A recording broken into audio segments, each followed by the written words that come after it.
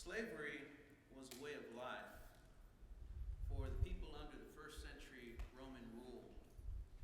Slaves were considered property just as livestock, houses, possessions. Masters had the power over life and death of their slaves. When Christianity began to sweep the Roman Empire, things began to change. Masters, some of them, were becoming Christians while their slaves were not. In other situations, slaves were becoming Christians, the masters were not. And in unique situations, both the master and the servant became Christians. We see that with the case of Onesimus and Philemon.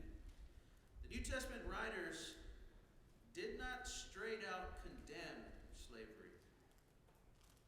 Actually, Christ's law came and actually gave some commandments to regulate that relationship.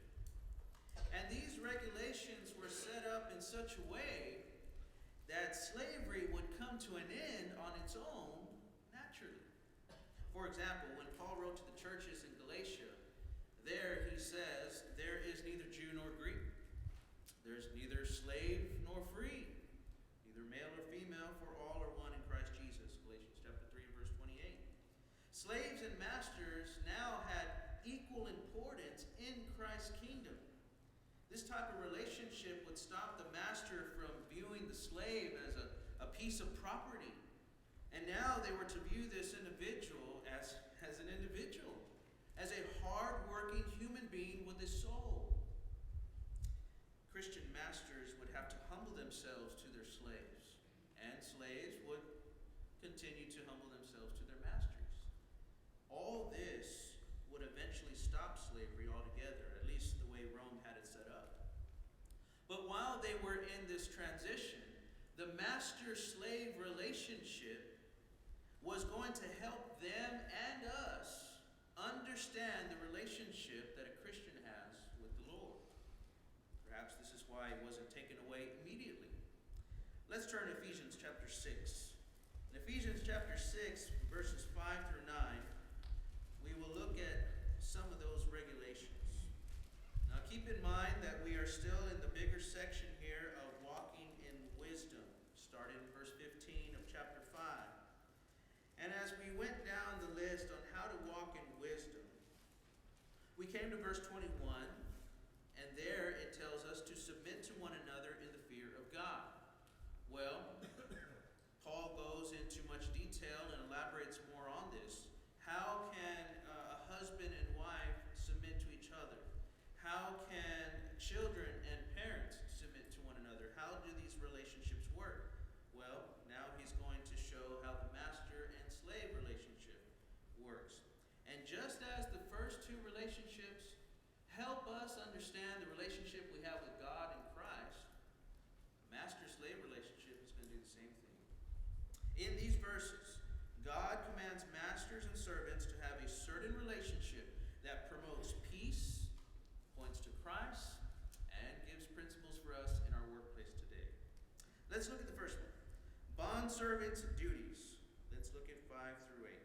Bondservants, be obedient to those who are your masters according to the flesh, with fear and trembling, in sincerity of the heart, as to Christ.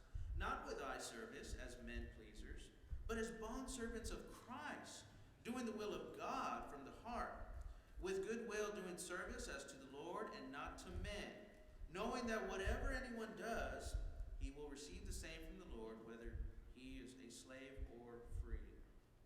Now, you may have noticed, if you read on previously, that there's more to say towards the slaves than the masters. Masters is only going to get one verse in verse 9. And it's understandable because most people in the first century, especially under Rome, were going to be slaves, and therefore more of them would be converted. Now keep in mind, whether our government today has slavery or not, right now it doesn't, these principles still apply in any time period under the Christian age. Almost everyone in here, has either served under a boss or served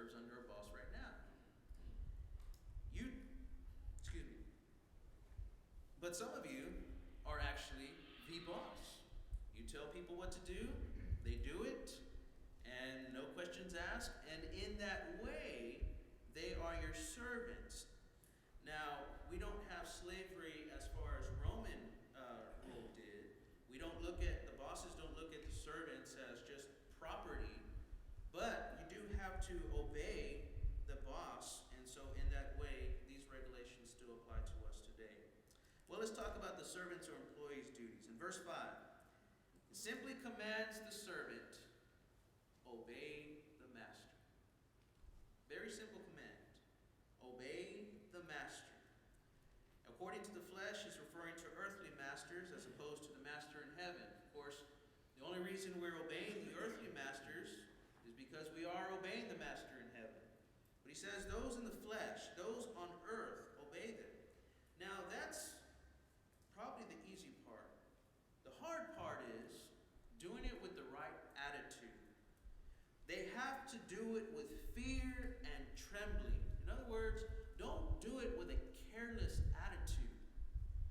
This reminds me of the commands. If you look at verses 1 and 2, was looked at last time, children have to obey the parents. But not only do they have to obey the parents, they have to honor their parents.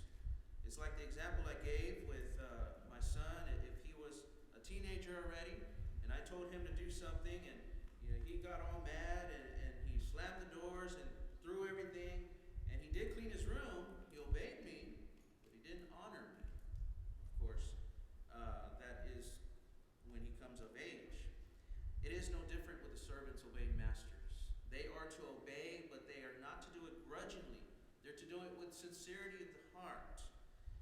But what it comes down to is that by doing this, you honor Christ. You are to please him first. Since you are to please Christ, then verse 6 comes around and says, not with eye service.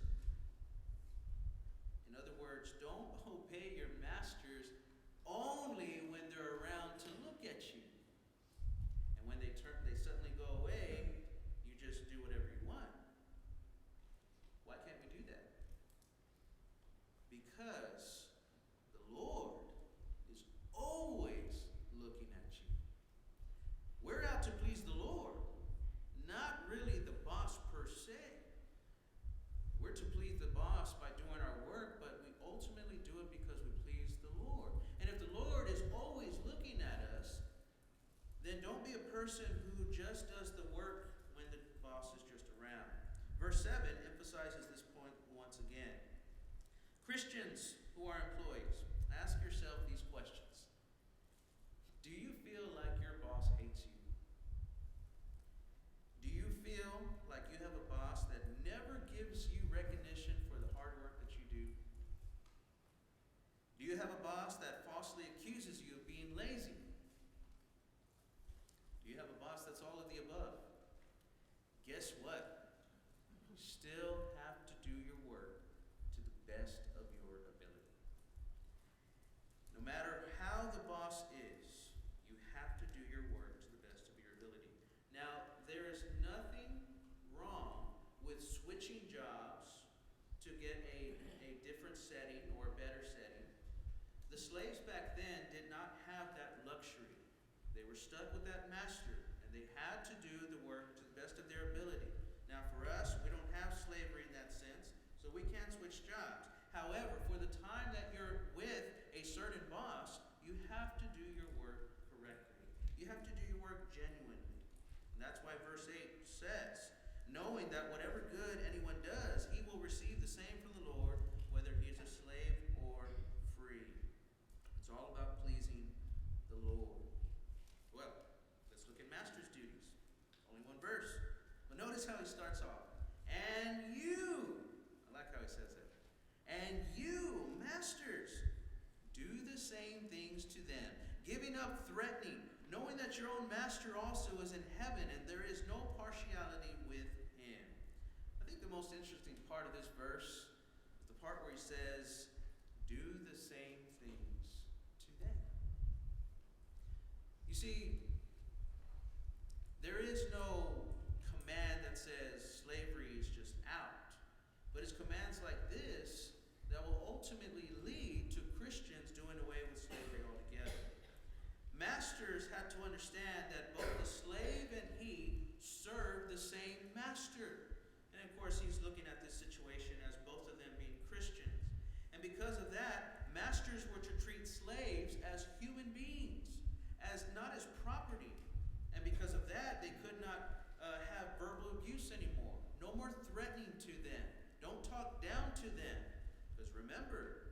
have a master over you.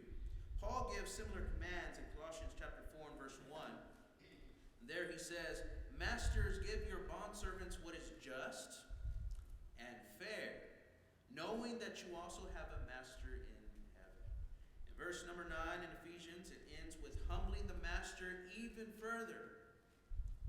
When judgment day comes, Jesus is not going to give masters a lighter judgment just because they're the boss. He is not going to look at the slaves and give them a harsh judgment just because they were slaves. He's going to look at each individual, and he is going to see whether they loved God by obeying his commandments and loved others by serving them and humbling themselves before them. That's what God is going to look at. He is not a God of partiality.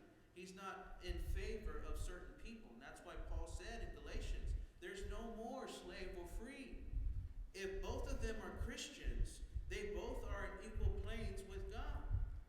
And because of that, they have to humble themselves to each other. If you are a supervisor today, you have to serve your employees their needs just as they serve your needs. It's basically living by the golden rule. You treat them as you would want them to treat you. Brethren, from this, from past lessons that we looked at, what we learned? Christianity is not something we do on Sundays. It's not something we do just on Sunday morning. It's part of our life. It is our life. Philippians 1:21, Paul says what? Christ equals his life. And because of that, to die is gain. We have laws that govern our entire life. We have laws that govern our worship. We have laws that govern our family. And we even have laws that govern our workplace. There's not a setting that you can go to and say, well, I'm not subject to Christ's law in this place. We can't say that. Everywhere you go, you have to obey the will of the Lord. That makes us his slave. If you have realized that you have been neglecting these principles as an employee, it's time to make it right with your boss and with God and ask for forgiveness. If you are a boss who has been treating your employees unfairly, abusively, maybe even verbally abusive, or condescendingly, it's time to make it right with your employers and ask them for forgiveness as well as God. Friends, if you're here and you want to make Jesus your master, now's the time to make things right. Submit yourself now. Let's think about these things as we stand and sing the song.